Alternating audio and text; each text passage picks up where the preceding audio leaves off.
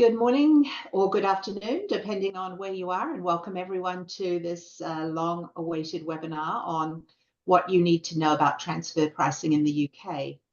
This is a joint presentation between accounting firms Bennett Thrasher and Gravita and has been in the works since December of last year. So we're thrilled to have you all join us, and I'm going to make the introductions before getting into the agenda. Firstly, my name is Karen Cahill. I'm going to be your moderator today.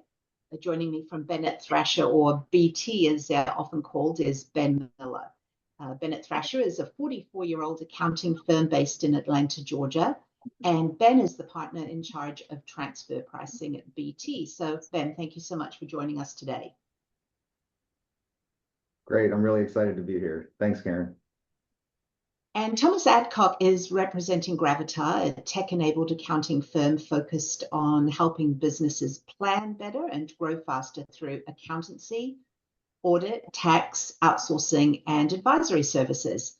Tom is a partner in the tax division at Gravita. And Tom, thank you so much for bringing your expertise to the webinar today. Thank you, Karen. I've been looking forward to this for quite a while. Excellent. Okay, let's move along to the agenda. And on the screen is the agenda for today's webinar. We're going to start with the basics, and the guys will quickly define what transfer pricing is so that we can all start on the same page. Then we'll move to a segment we're calling Design, Document, and Defend.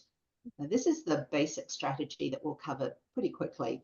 But then we're going to get into the weeds a bit, and we'll hear about why transfer pricing is important right now in the UK, where His Majesty's Revenue and Customs, or HMRC, offered new guidelines just last year. In this segment, Ben and Tom will cover not only the details of that guidance, but also tell us what's coming next. And the fourth bullet is one that I added because I will be taking about 60 seconds to tell everyone who Gravita and Bennett Thrasher are and what they do, before we move into Ben's segment on the top 5 most common mistakes he's seen companies make related to transfer pricing. Another thing I'd like to point out is that we like to include what we call fun trivia questions. These are questions that we throw in the mix just to make it a little more fun and engaging. They're completely anonymous, and the more people who answer, the more fun they are. So when you see the bright red fun trivia question pop onto the screen, please play along and take a guess at the answer, even if you're not sure. And the last thing I'd like to mention is that we like to include the agenda at the bottom of every screen. So when we're defining what transfer pricing is, that will be highlighted at the bottom. And then when we cover why transfer pricing is important in the UK now, that will be highlighted, and so on. That way everyone can keep track of exactly where we are in the webinar and what's coming up next. All right, with those housekeeping items out of the way, let's move into the first segment. And in the light of HMRC's April 2023 guidance, we're going to start with a basic understanding. So I'm going to turn it over to Ben, who can briefly explain what transfer pricing is. Awesome. Thanks, Karen. Transfer pricing involves the prices charged in transactions between related entities or entities under common control that are all part of a multinational enterprise. And the prices that are charged affect how profits are allocated among these countries where the company operates, and it impacts the tax that is paid in those jurisdictions. Yeah, and it's really important that these transactions comply with the arm's length principle, meaning that the conditions of the transactions mirror those that would have been set between independent enterprises. So Ben, maybe you can tell us how this actually plays out in a practical scenario. Yeah, sure. So good idea, Karen. Let's say that we have a British company and they've developed a product that is selling really well in the US. The product is manufactured by an unrelated company in Mexico, but in practice, British Co is managing all of the production process by selecting and sourcing materials, performing quality control, managing the know-how involved in the production process, etc.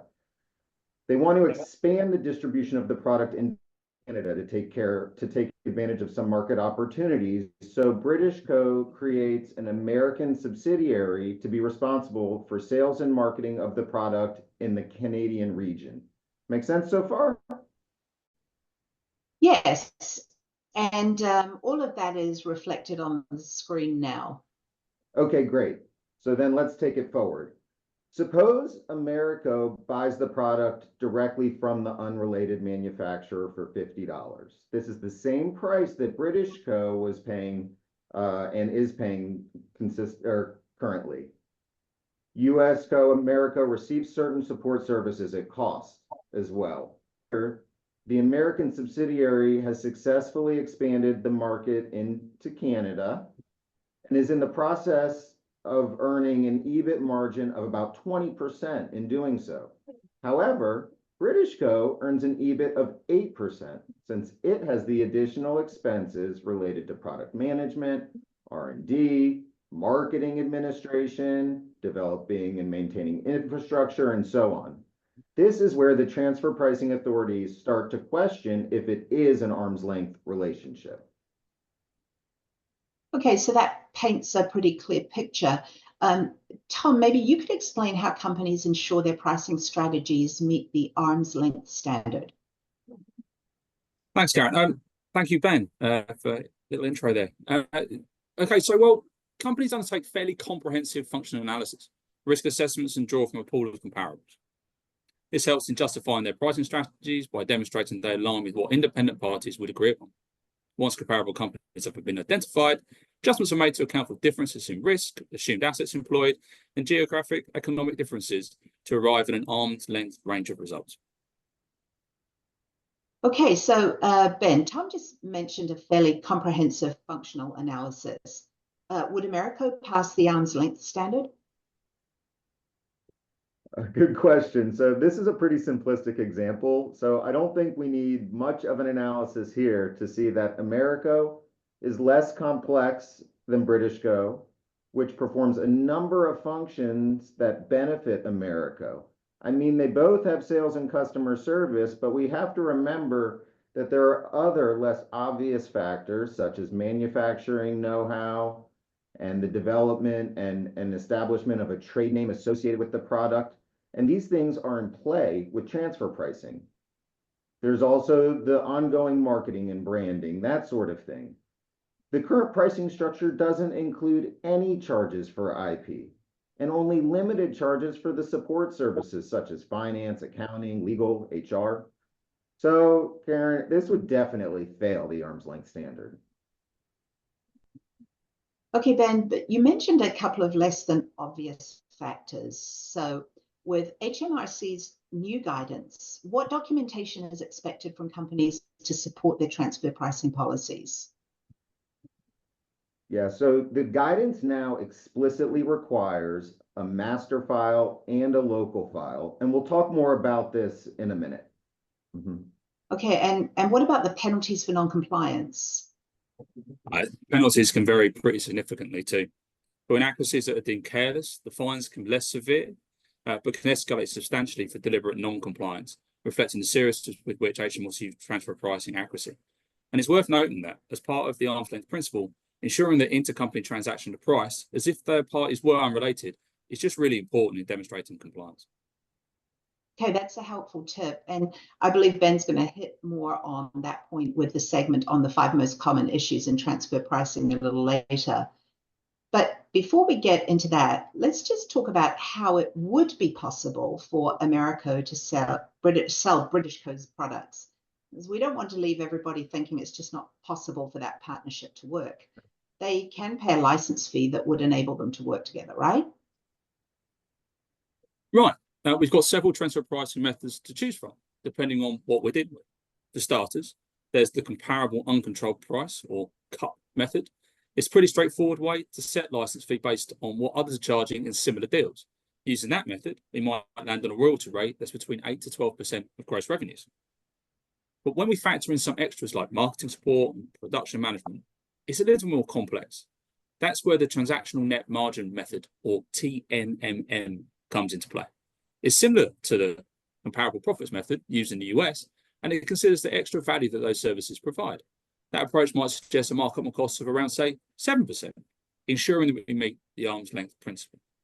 So choosing the right method really matters. It's not just about sticking to the rules. It's about the specifics of each transaction, the data we can get our hands on, and the unique aspects of how the business operates. It's crucial for making sure everyone's getting a fair shake according to international standards. Okay, excellent. So we've done our functional analysis, and those are the basics of what transfer pricing is. That brings us to the segment called Design, Document, and Defend. So I'm going to hand it over to Ben to walk us through that. Thanks. Well, to address the design component, it's important to know that at the heart of every transfer pricing design are the regulatory requirements set by the local tax authorities and international bodies like the Organization for Economic Cooperation and Development, the OECD. Economic analyses play a fundamental role in substantiating the transfer pricing methodology that is chosen and applied by the company. It's about making sure everything is truly legitimate, like any two unrelated companies would do in their operations. We do benchmarking where we compare internal deals to what independent companies might agree to under similar facts and circumstances. It's a little like checking price tags in different stores before you buy something to make sure that you're not paying too much or too little. The economic analysis is just a way to back up our pricing strategies with solid, objective data, showing that the prices we come up with make sense and are arm's length, given the market conditions and what each part of the collective company as a multinational contributes. It's really about making sure our pricing stands up to scrutiny, using clear financial data and objective market trends as the guide. So that's a great breakdown of the methods, Ben. Tom, how does the functional analysis compare to the economic analysis? That's a great question, Karen.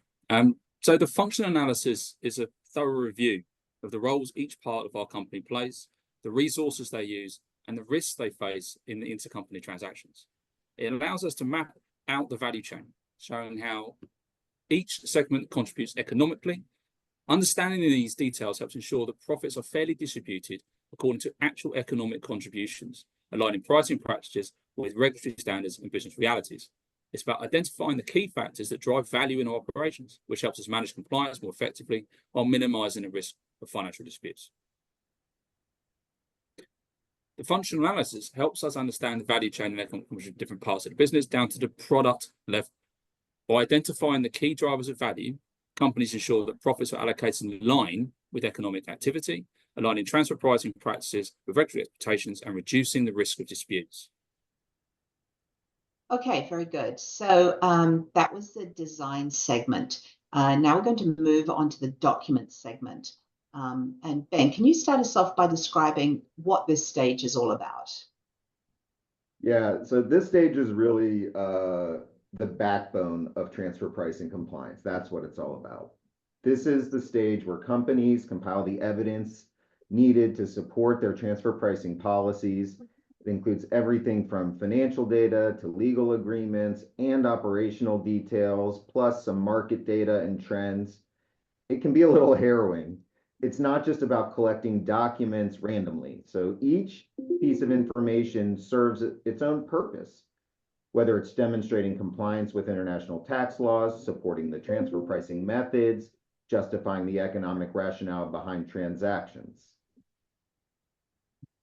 That sounds like a lot of work. So how do companies manage the volume of information?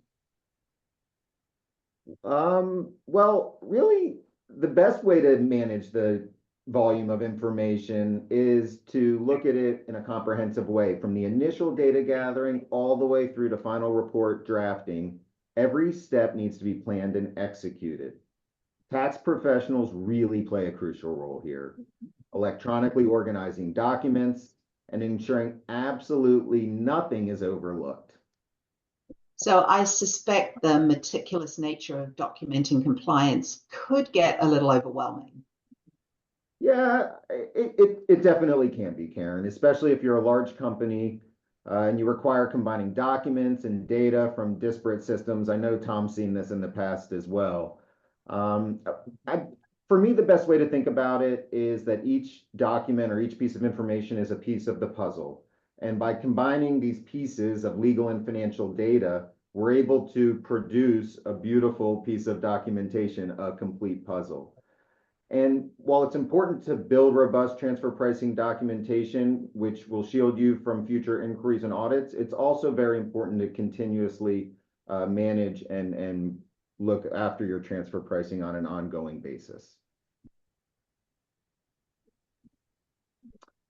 And that, more than anything, is why it is really important, excuse me, to get started early. Not only with setting the strategy, but you got to understand how many systems you're going to be working with and what changes are on the frontier. Given the penalties, you don't want to be in a race against the clock to compile, organize, and review all the documents before submittal. You want to be doing it on an ongoing basis. Yeah, that's a really good point, Ben. And look, and whilst the process can be pretty daunting, it's just the way global businesses operations have to work today. It's just important to address this up front and do it with diligence. As well as to stay out of hot water with the tax authority and their penalties, I think. Indeed. Okay, so before we move into the defense segment, this is where we've inserted our first fun trivia question related to HMRC's 2023 guidance. On your screen, you should see a poll question. There it is. The question is, which factor is not considered critical when determining the arm's length price for transfer pricing purposes? Is it functions performed by the parties, the nature of the goods or service involved, the frequency of the board meetings, or risks assumed by the parties? And I can see some people are already putting their answers in. Remember, no one's expected to know this stuff, so just play along. It's all anonymous. Give you just a few more seconds. All right. Well, 97% were correct. The correct answer is the location of board meetings, as most of you guessed. Okay, Tom, let's move on to the defend segment of our webinar. You're up. Thanks, Karen, and I hope everyone did well on our little quiz. I tried to vote myself and wasn't allowed. I hope I got it right. So, dealing with audits and staying compliant in transfer pricing can be really challenging. And while I'm not keen on casting HMRC as the villains here, everyone's just doing their job after all. The truth is that solid documentation is just your best defense. What is just to say, if you get audited, having detailed records is your best defense. The documents shield your pricing strategies. So to get your defense right, you need to fully understand the rules, be precise and make sure everything's spot on. It's about having a transfer pricing policy that makes up with what the OECD and HMRC expect. So it is a little bit like building a fortress of compliance, where every document in detail proves you're in line with stuff like advanced pricing agreements and country-by-country reporting requirements. Okay, so I know that you have one more short video before we move on to the segment called Why This is Important Right Now. Does this need any setup? No, but just to close the segment out, keeping up with the latest standard not only minimises the risk of disputes, but also shields you from potential fines. That ensures your policies are not only compliant, but also well-founded and transparent. And the larger point is that it enables your company to operate globally without concern. Okay, great. Thanks, Tom. That's great background. That actually closes out the design, document, and defend segment. So I suspect this next segment, why transfer pricing is important right now, is the real reason that many people are joining the webinar today. So let's talk about why there's such a focus on transfer pricing as of April last year. Ben? So HMRC is essentially attempting to find a foolproof and secure way to ensure that all documents related to transfer pricing follow the same uniform process. The latest HMRC guidance represents a significant shift towards bolstering the UK's commitment of ensuring transparency and fairness. And aligning closely with the OECD guidelines underscores a shift toward a more secure and regulated international tax regime overall. So can you break down what this means for businesses? Well, yeah, so the master file and local file have become really important globally. The master file offers a bird's eye view of a multinational's operations globally, ensuring that all related transactions across continents are in plain view of all the tax authorities and demonstrate that these transactions adhere to the arm's length principle. It includes information on the overall structure of the group, the nature of the business operations, intangible assets, the financial structure, etc. Again, this is a uniform way to give tax authorities worldwide the global perspective on all the multinationals' economic, legal, and financial arrangements, giving a better understanding of the identified transactions and their transfer pricing practices and policies. Okay, and the local file? So sort of going from master to local, the local file is concentrated on gathering and presenting detailed information about specific controlled transactions within a specific taxing jurisdiction. It's an attempt to align all transactions with the arm's length principle. Again, that is the key to documentation. This documentation is quite thorough, the local file, capturing the volume of all the transactions, detailed description of the method applied for the transfer pricing calculations for these local transactions. Its purpose is supposed to be to equip the tax authority, HMRC, with the necessary details to evaluate the fairness and compliance of all the financial exchanges between domestic entities and their foreign counterparts. And what's the significance of aligning with OECD guidelines? Alignment with the OECD guidelines it's really more than just a regulatory checkpoint. It's bigger than that. It's a foundational pillar for establishing the company's credibility related to its transfer pricing policies at a more global level.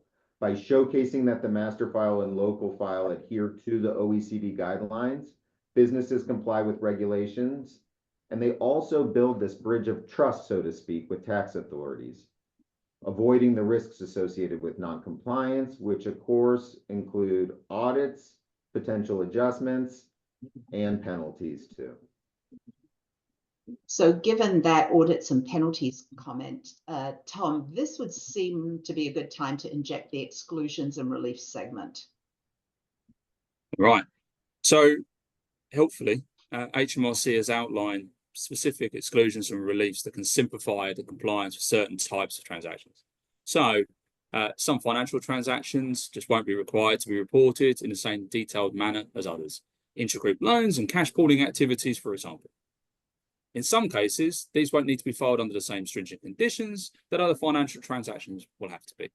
The rules are designed to streamline the process, where the risk of non-compliance is considered to be very low. So for transactions between UK resident entities, documentation requirements can be reduced pretty significantly. But with that said, transactions that involve specific conditions like the patent box benefits or ring-fence trades require more detailed documentation. That's because they often involve significant tax implications and benefits.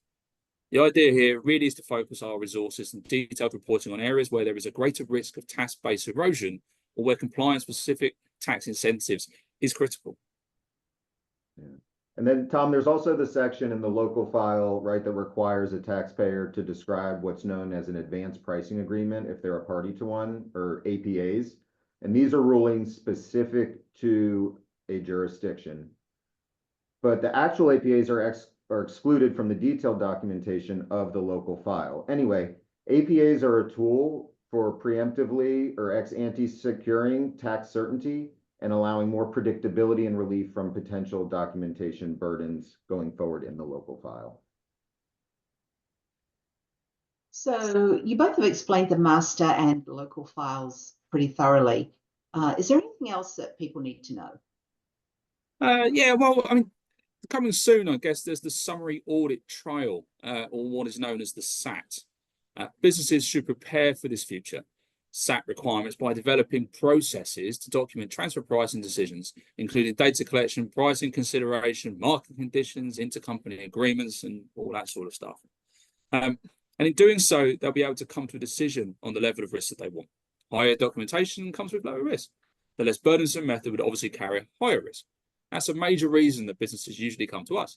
First, to help them with the consideration of how much risk they're comfortable with, and then to help them document all of the branches of the decision tree. Okay, that's good to note. So do we know when the SAT is coming?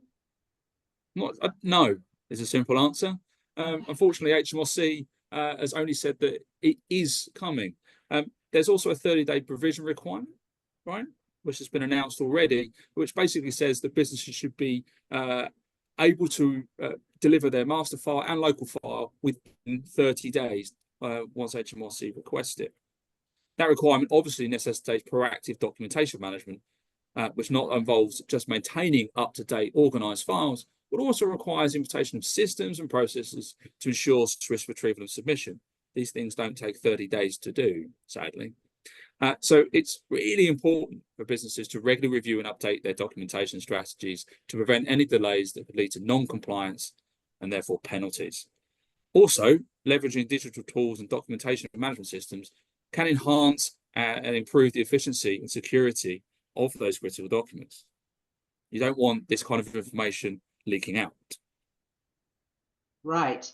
Okay, so this is all really, really good information, Tom. But before we proceed, this is where I've inserted our second fun trivia question. So on your screens, you should see a poll question. And it is, which method is not recommended for evaluation of the arm's length nature of transactions involving intangibles? And this one might be a little easier to guess, or at least eliminate 2 or 3 of your choices. So do you think it's the comparable uncontrolled price, aka the CUP method, the cost plus method, transactional net margin method, or the profit split method? And give you just a couple more minutes, so a couple more seconds. All right, the correct answer for what method is not recommended is the cost plus method. All right, yeah, there's a lot more variation on the answers there. So thanks for playing, everybody.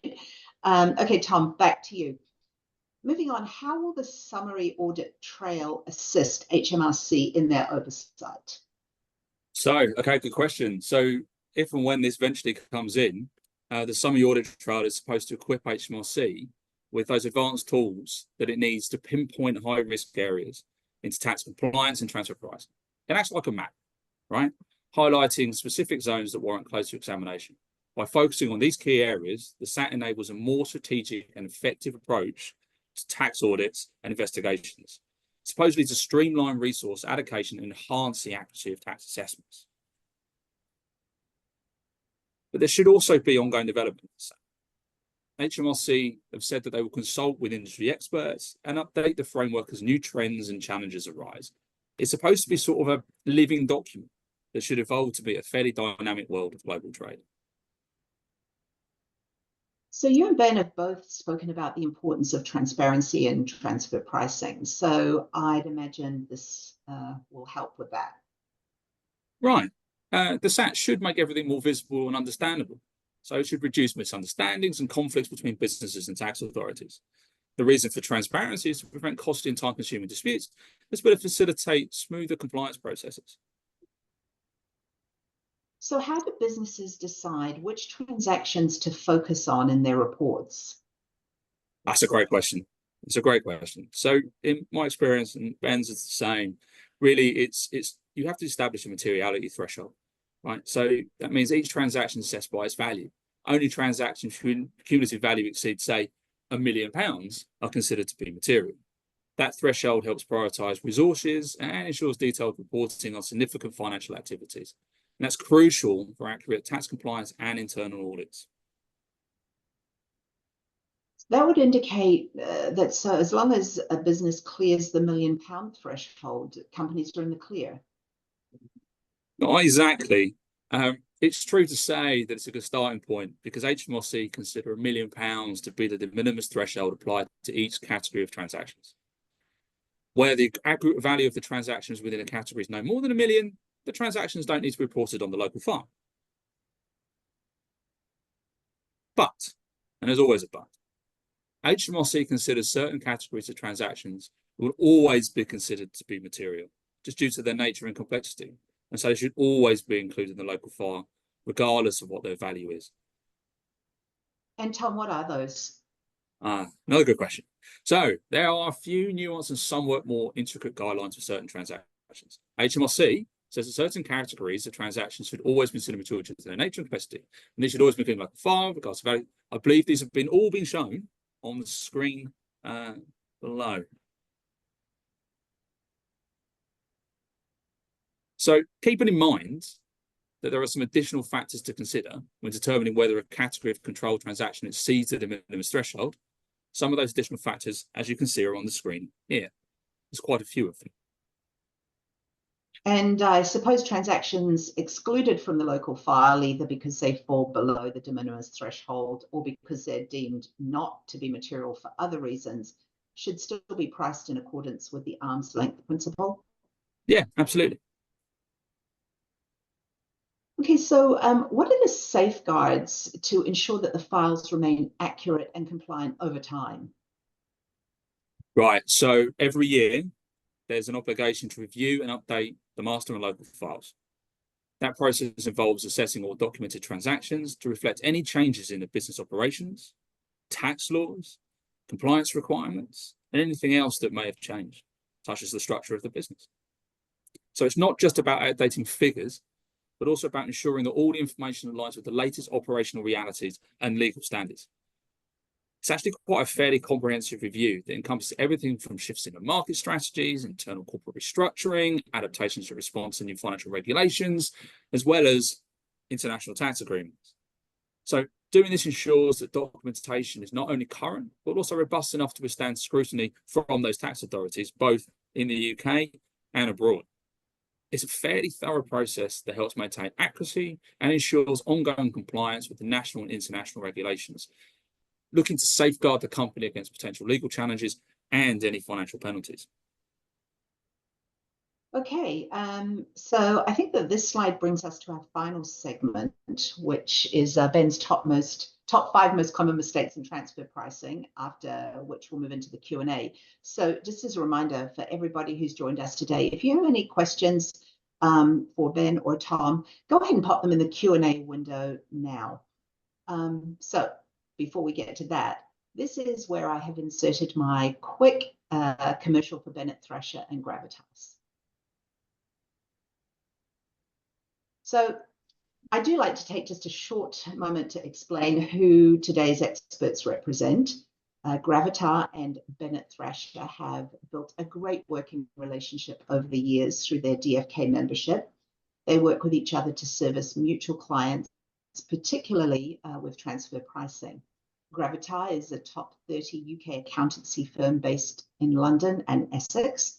They provide a range of services, including accounting, audit, tax, outsourcing, and advisory support, both within the UK and internationally. Gravita corporate tax team are on hand to offer any compliance or advisory services, particularly if you are looking to grow in the UK market. Bennett Thrasher is an American-based top 100 accounting firm that has been in business since 1980. They have offices here in Atlanta, Georgia, also in Dallas, Texas, and Denver, Colorado. And that probably took me less than a minute to cover. Anyway, on the screen, you should see a poll. Gravita is pleased to offer a complimentary meeting exclusively to participants of this webinar. This meeting will provide an opportunity for you to discuss your specific questions or needs with one of the top 30 firms in the United Kingdom. So please feel free to take advantage of this exclusive opportunity. If you're not interested in speaking to anyone, just choose the not interested at this time at the bottom, and I will leave that up for just a little bit longer. Just go ahead and X out after you've finished. We need to move on if we're going to cover everything. So, Ben, I'm going to turn it back over to you. Awesome. Well, let's kick it off here with the top 5 most common transfer pricing mistakes that we see in our practice. The first one is mispricing of tangible goods with embedded intangibles. Remember, we actually talked about this at the beginning with that discussion around the goods being produced in Mexico and sold through North America. So this issue occurs when companies incorrectly price tangible goods that have embedded intangibles. It could be typically a brand name or some sort of product-related intangible, like patented IP.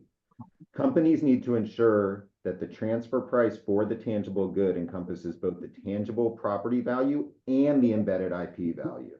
Otherwise, it can lead to all sorts of issues, from things like creating withholding tax on royalty payments to a disallowance of the royalty transaction altogether. So the answer here, just make sure to embed the value of the IP in the price of the tangible good itself, of the product itself. Okay, and the second issue? So the second issue is misunderstanding, excuse me, the impact of online marketplaces. So this happens pretty commonly, and it happens when there's a British company dealing in e-commerce, and they often will use these e-commerce marketplaces to sell globally.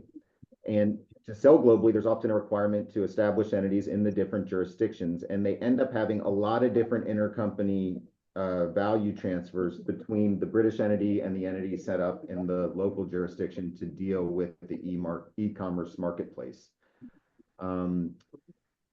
Seems simple, but it's not. And the easy solution, which might seem like unnecessary to what might seem like an unnecessary quagmire, is really just to aggregate all of the transactions between the British company and the local jurisdictions into sort of a basket of goods, as you're seeing here, and price the basket as a basket instead of according to the individual parts. It's actually not so dissimilar to the first issue. It just presents differently.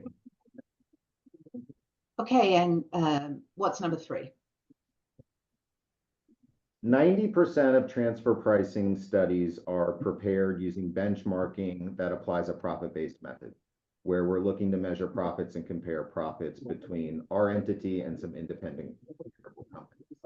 And this requires understanding and choosing the appropriate profit level indicator, which is what we call PLIs. This is the actual measurement of profit that we use to compare and make the evaluation. And you can see a list here on your screen.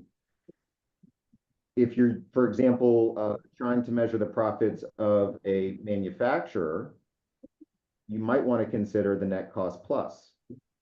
Either way, because if you choose a different measure, for example, the return on assets, you might overcompensate the entity that is the manufacturer, and it'll get the attention of the transfer pricing authorities or the tax authorities in the jurisdiction. So it's not good to have that happen. You really want to be mindful of how you're measuring profits.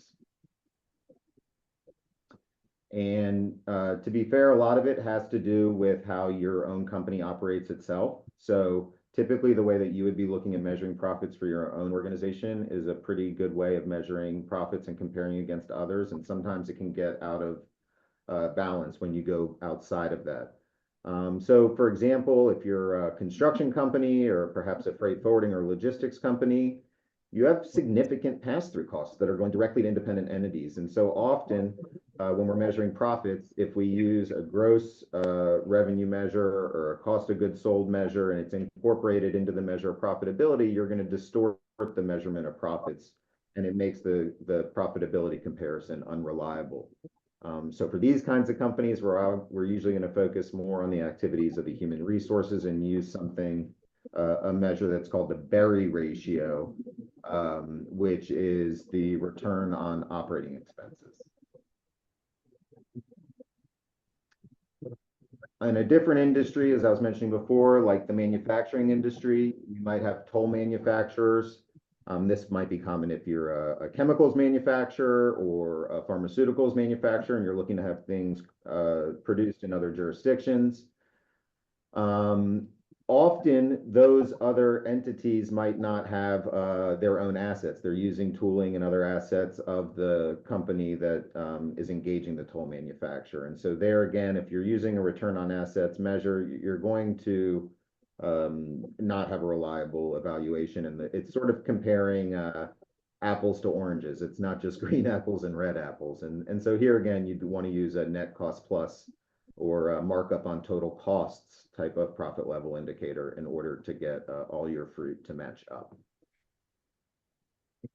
Okay, and that brings us to issue number 4. Yeah, issue number 4 is using your direct competitors as comparables, and this one is not common. In fact, it may be the most common issue that I see regularly. So a lot of companies and people who are watching here don't think that they need to do a transfer pricing study early on. They usually think that the reason for this is that they can benchmark how they're doing their transfer pricing and the returns of their subsidiaries against their competitors. And they sort of depend on their competitors' financials. The situation here is that consolidated financials of integrated businesses never give a clear enough picture of the financial performance of a specific entity within an overall value chain. And so we're trying to benchmark a particular function, and the issue is that you end up benchmarking it against a company that is doing many, many, many more complex functions, and some simpler too, very likely. So for example, if you're attempting to understand the return on a distribution entity, you may need to look for companies that are distributing products that may be made by a different entity and are perhaps embed core intangibles that are owned by another company, that sort of thing. Broadly comparable products, but focusing very much on the distribution function and the risks associated with it. Okay, and that brings us to the last one, the 5th most common mistake companies make. Okay, great. So as we've already talked about, financial transactions, particularly intercompany interest payments, are scrutinized under the arm's length standard globally. And although many countries offer benchmark saving rates, companies sometimes prefer using government prescribed rates for simplicity and safety, but it's worth considering alternative strategies, not only with, but especially with significant investments. Consider this £100 million investment that's showing here on the screen for a real estate project. Opting for an arm's length rate, which you can see here in the column sort of to the right, as opposed to the safe haven or prescribed rate, could create potentially £1 million of savings annually. Yeah, that's a significant difference. Yeah, it is definitely significant, right? Every million counts. And it's crucial to consider not just the interest rate, but also the size of the loan, the quantum of debt. Countries have what's known as thin capitalization rules. This might ring a bell. And those set the limit on debt to equity ratios for financing investments or operations. Although it's often possible to negotiate these based on industry norms. We consider it a best practice to benchmark and would advise on optimal debt equity ratios or loan to value ratios for projects, potentially enhancing the capital structure. For instance, evaluating the same £1 million investment could offer opportunities for significant incremental tax savings by justifying a larger debt component. And when it comes to winding down or selling the business, of course, the repayment of principal being tax-free means that a larger amount gets repatriated, without withholding tax. And it's just another way of enhancing the financial success of your investments. Okay, thank you so much, Ben. That actually leads us into the Q&A segment, and I can see that we already have some questions queued up in the Q&A box. But if Ben's most common issues segment has your mind reeling and you have a question, pop it in there for either Tom or Ben to answer. If we don't get to all of the questions submitted today, That's okay. We can provide you with answers to those after the webinar. But before we get started on that segment for questions and answers, we've dropped the feedback form onto the screen because your input is very important to us, and we'd like to get everyone's thoughts while the guys are preparing to answer questions. So after you have completed our feedback form, feel free to just X out of there. And as I said, we do have several questions in the queue. Let's start with one that we have here. You mentioned that HMRC has introduced new guidelines for transfer pricing documentation. Can you elaborate on how these guidelines compare to previous ones and what major changes companies need to be aware of? That's a great question, Karen. Thank you. So the big change is that there wasn't any guidelines as to the nature and form of transfer pricing documentation in the UK, and there now is. So that is the major change. It won't surprise anyone to learn that it's broadly in line with what you would anticipate under the global rules on country by country reporting. So that's what we're intending to follow going forward. So yeah, that's the change. There are now guidelines. Okay. Here's another one. How does HMRC's approach towards enforcement and compliance audits compare to other major tax jurisdictions like the US or EU countries? So how do we compare against 27 other countries? Reasonably favorably, depending on who you are. So the UK historically hasn't been on top of transfer pricing in the same way some of certainly our EU neighbours have been, and those in the US. So for example, there is a marked difference between activity and transfer pricing audits, as they call them in Germany, as there is compared to the UK. The times are changing, and so this is more commonly looked at in the UK than it was before. So yes, the increased scrutiny is certainly part of it. Okay, and sorry, go ahead. Oh, sorry, Karen. I was just going to sort of add in there, seeing one of the questions that came up is that there was historically also this exemption for small and medium-sized enterprises, and they could sort of proactively use transfer pricing if they wanted, or if they had a transaction with a country that was, considered some sort of haven. Is that evolving as well with this, or how do you see it has, yeah, and that's a great question. It has evolved. Our UK transfer pricing legislation basically says unless you're not large, then we're not that interested in you, unless we tell you and you're medium that we are interested in you.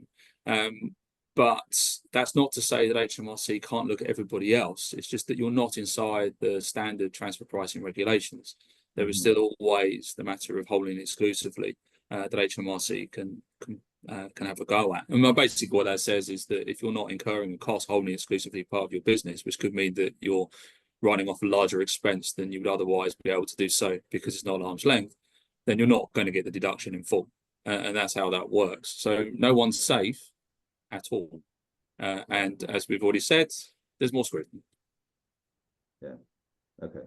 Yeah, I think that's really helpful. And I guess just adding on to that, in the other jurisdiction, right, the non-UK jurisdiction, there may very well not be the similar SME exemptions. And so the idea to have a transfer pricing strategy that is arm's length and supported from the outset is really the best practice. That allows your company to create a strategy that you will, objectively kind of apply and follow going forward. There's no hindsight, journal entries or anything like that. You do it in the beginning, and you roll forward with that. And so I think that's now becoming sort of the standard, right? And that's where I'm seeing this sort of guidance is coming on board from HMRC, is saying let's start to just get it done. Yeah, I agree, and I think it's sort of more. I think there's another question that's in our, and thank you very much for these questions. That's later on, talking about newly incorporated business and how do they need to interact with transfer pricing, and really just to follow on Ben's saying is that when you're looking at forming a new business as part of your global structure, really sort of bring transfer pricing into how the economics work. right? So if you're buying and selling stuff across the world, look at transfer pricing as part of that at that time.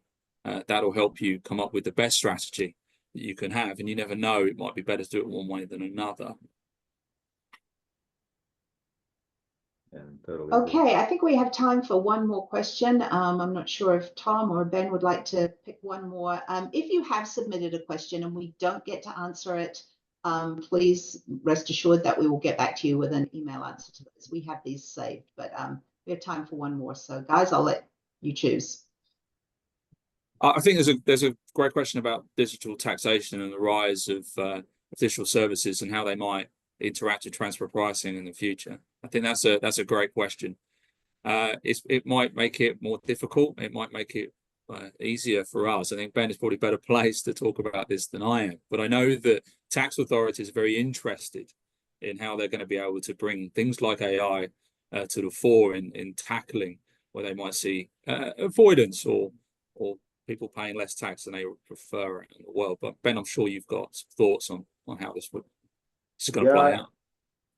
I do, and it's been interesting to watch this sort of evolve over what's now probably 5 years or so since this really began to be spoken about, and we're still not quite at a global consensus for how it could work. And hopefully with BEPS 2.0 and Pillar 1 and Pillar 2 and some of these other things coming forward, we'll get to a clearer point. But as you're saying, the digital taxation could end up being kind of non-arm's length if it's just prescribed statutory rates on amounts of revenue generated in a jurisdiction through advertising, whatever it might be. I'm really interested to see where this goes. For those of you here who are in that sort of technology space, e-commerce space, marketing space, keep your eyes open and aware of this. It could have a substantial impact on your business going forward. And it may already have a substantial impact on your business. If you haven't already thought about this or spoken to someone about it, there are some jurisdictions across the world that have started dabbling, let's call it, in digital services taxation. And you don't want to be on the wrong side of that. Absolutely. And UK is absolutely one of them that has just jumped down that rabbit hole. Now it only applies to very large businesses, those with 750 million euro turnover. But when they get the systems working, it would be interesting to see whether they start to drop those thresholds and bring them into other businesses. So totally true, Tom, right? And just on that thread, the master file, local file, like you said, it's for the 750 and up. Again, right? Once SAT is going through and you're kind of in a more routine situation of doing the audits, you can easily see that number coming down as well. In several EU countries, that number is 50 million euro, not 750. Yeah, absolutely. So yeah. And I think that's the real sort of watchword here is that it's an expectation now that this document management is actually for larger companies as well as for the very large. So anything with more than 50 million turnover, you're really euro turnover, that is, you need to be paying attention to what these documentation processes look like. That's important. And I would argue even smaller. HMRC, particularly in the UK, they expect people to do this. They expect you. If you're a global business, you need to be applying the arm's length principles. You need to be documented. It's not enough to turn around to them 3 months after they've asked you the question and give you what you were thinking at the time. You contemporaneous information would be helpful. HMRC asks you a question. If you can go straight back, this is why, this is how, it will really help you in the long run. Yeah. Well, we are just about coming to the top of the hour now. So that's going to wrap it up for us today. Ben and Tom, thank you so much for participating in the webinar today. You guys have got a wealth of information that you've shared, and we really appreciate that. For everybody on this webinar, you can see that there's contact information for both Tom and Ben on the screen. So don't be shy in reaching out to them directly. And again, if you have a question in the Q&A box that we did not get to, you will receive an answer to those. I did see somebody asked if the presentation was going to be available, and I believe that we do send that along afterwards as well. So once again, thank you so much, everyone. Have a good day, and that's going to wrap it up for us today. Thanks a lot. Bye. Thank you, everybody. Have a good day. Thanks, Karen. This was fun, Tom. Bye-bye.